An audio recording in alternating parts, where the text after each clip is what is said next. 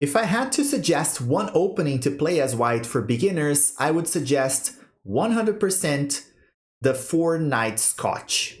And today we're going to go over the moves for white in this opening as it's taught by Grandmaster Daniel Naroditsky, and I used this opening to reach 1300 ELO for the first time.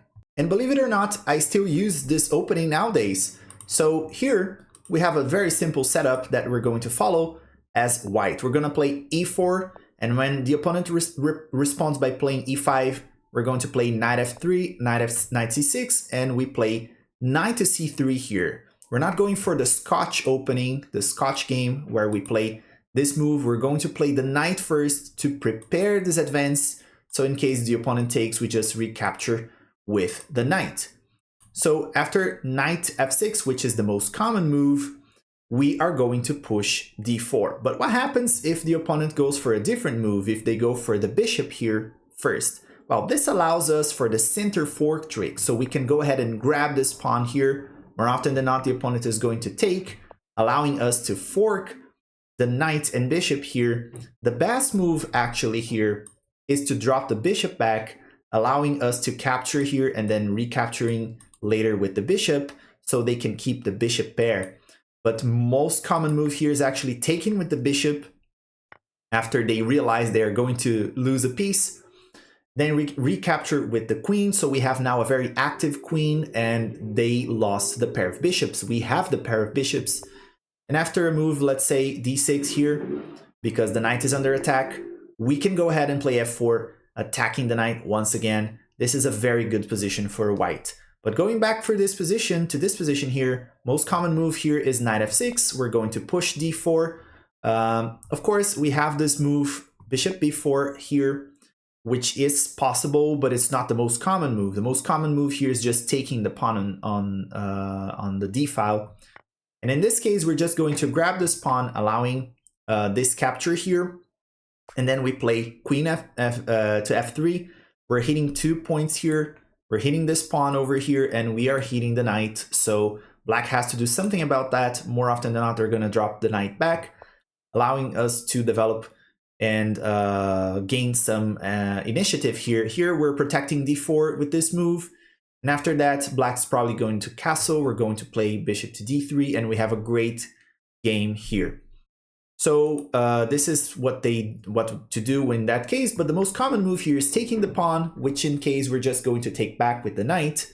Many cases here, they're going to take this knight, and this is just good for you. You recapture with the queen, and you have a very good development. You can develop then the bishop and castle very quickly, or even develop this bishop here and castle long. You have so many options if they take this knight. This is not a really good move for black. So probably they're going to go for something like this, d6, and you're going to develop quickly. Bishop to c4. After bishop to e7, we can castle, and after castles, we're going to play h3. And this move is very interesting because we are preventing any infiltrations from black here that would be really annoying for our queen and to our king side. So this move is actually key here to protect this square. So we're securing that square to use later. If knight takes, in this case, we just capture back with the queen.